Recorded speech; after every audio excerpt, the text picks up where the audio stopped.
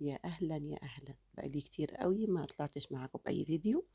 الفيديو دوّة أنا حاجة باستخدمها بقى لي فترة من التوفير اللي إحنا بندوّر عليه.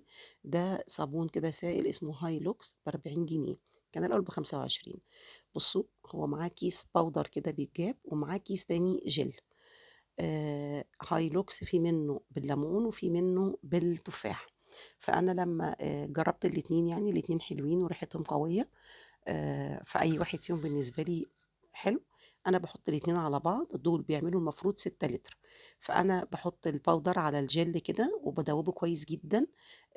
الباودر بالجل بيدوب كويس جدًا وبيبقى لونه أخضر اللي هو بالتفاح، والتاني بيكون لونه أصفر اللي هو بالليمون. هابتدي هنا أحُط عليه إيه، هاحُط عليه 4 أزايز مَيّة من اللي هي اللتر ونُص دي عشان هو بيعمل 6 لتر صابون. طبعًا أنتِ كمان هتستخدميه وهتخفّفي، يعني هو 6 لتر صافي مُركّز. فهنا هابتدي إن أنا أحُط المَيّة كلّها عليه، وهابتدي إن أنا أدوّب بسرعة يعني كده. هيدوب معايا وهيكون شايفين الرغوة اللي هي بتاعته. وبعد ما هاخلّصه خالص بيكون شكله أو قوامه يعني خفيف. أنتِ بُصّي أول ما هاعمله ده كده القوام بتاعه خفيف جدًا.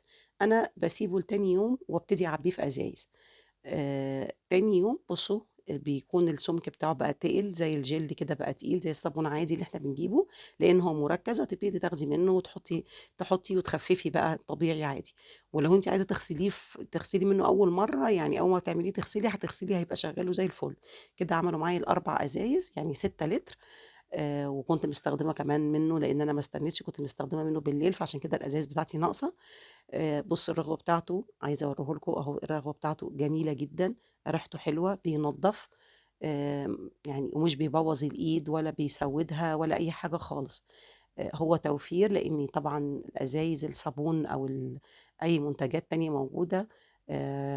مش هاقول أسماء يعني، بس هي كلّها دلوقتي ما بقِتش موفّرة وبرضه بتخلص وما بقاش الصابون حلو، يعني سعره عالي وإحنا بنستخدمه كتير جدًا.